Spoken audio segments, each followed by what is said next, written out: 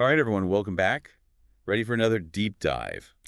Always ready to dive in. Today, we're heading to the Enchanted Forest. You know, that whimsical place. Oh, yeah. Can't wait to see what's happening there. Well, it's buzzing with activity because all the animals are building something. Ooh, a new project. What are they up to? They're actually building a farmhouse. Wow, a farmhouse. That's a pretty big undertaking for a bunch of animals. I know, right? And it's not just any farmhouse, it's their first communal one. So they're all working together. That's got to be interesting with so many different animals involved. It is, and that's what we're diving into today. The challenges, the teamwork, the unexpected turns. I can already imagine the chaos. Oh, there's plenty of that. Just imagine an elephant carrying logs almost flattening a hedgehog architect. Oh, dear. Hopefully the hedgehog was okay. She survived to design another day, but that's just a taste of what's going on. So let's get into it. Who are the key players in this construction project? Well, we've got to start with the mastermind behind it all, Bernard the Beaver. Ah, the architect. What's his vision for this farmhouse? He's got these intricate blueprints. I mean, seriously detailed. He's thought of everything. That's essential for a project like this. You need a clear plan, especially with so many moving parts. Exactly. And he's not just about the design. He's a real leader. Make sure everyone feels heard, you know. That's the mark of a good leader. They inspire and guide, but also listen and adapt. He's definitely got his work cut out for him, especially with someone like Ellie the Elephant on the team. Ellie the Elephant, what role does she play in all this? She's the muscle. Literally moving mountains of logs for the farmhouse.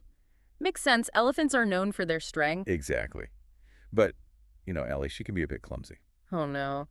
I bet there were some close calls with all those logs flying around. You know it. Remember that near miss with the hedgehog architect? Yeah, that was a good example of how important communication is, even when you've got the strongest team.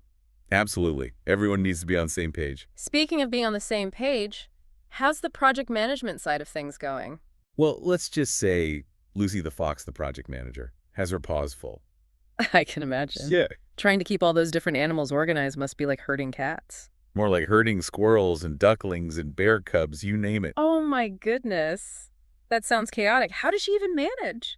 Lots of deep breaths, I think. But seriously, Yeah. she's amazing at adapting to each animal's style. That's so important in a collaborative environment, recognizing individual strengths and weaknesses. And having a lot of patience. For sure, especially when you've got those mischievous little ones running around. Oh yeah, don't even get me started on the ducklings and bear cubs. What kind of trouble are they getting into? They're turning the construction site into their own personal playground. Sounds about right for youngsters. Imagine ducklings painting each other with mud instead of the Oh walls. dear. And the bear cubs. Rolling around in sawdust like it's a giant ball pit.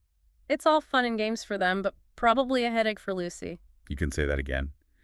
But you know, there's also something endearing about their chaos. It's a reminder that play is essential for learning and development.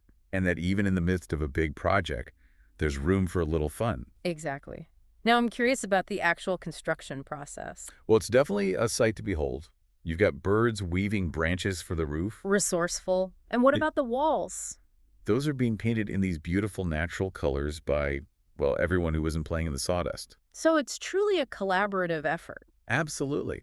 And it's not all smooth sailing. There's some drama brewing in the kitchen. Oh, no kitchen drama. What's going on there? What's the chickens versus the raccoons? A classic culinary clash.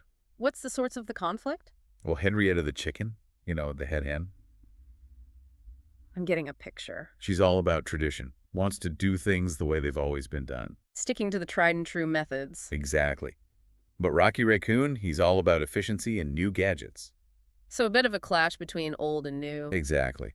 He wants stainless steel appliances and the latest culinary gizmos. That's quite the difference in approaches. And it leads to some heated debates, let me tell you. So how do they resolve this kitchen showdown? Well, Bernard steps in, uses his leadership magic. He proposes a compromise, a blend of tradition and innovation. A smart move, finding a middle ground. Plus, he throws in a little humor to lighten the mood. Oh, what did he say? He joked that if they couldn't agree, the frogs would be in charge of the kitchen serving swamp stew all day. Clever way to get everyone back on track. It worked like a charm. And speaking of charm, the farmhouse itself is really coming together. I can imagine it, all those different animals working side by side. It's amazing to see. The walls are painted, the roof is thatched, and the sun is setting over the enchanted forest. Sounds picturesque. It is. And all the animals are gathered around the farmhouse, exhausted but proud of what they've built. There's a real sense of accomplishment in the air, I bet. Definitely. And the best part, they're already planning their next project. Oh, really? What's next on the agenda? That mischievous monkey suggested a swimming pool. Of course he did, always thinking of the fun stuff. But you know what? It fits perfectly with the spirit of this whole endeavor. It's about community building, creating a space where everyone can enjoy themselves. Exactly. And it makes me think, if you could be part of this Enchanted Forest building crew, what skills would you bring? That's a great question. It really highlights how everyone has something unique to offer. Absolutely. And when we combine those unique skills and perspectives, that's when the magic happens. We can create something truly special, something bigger and better than we could ever achieve alone. Well said. And that's the heart of this deep dive.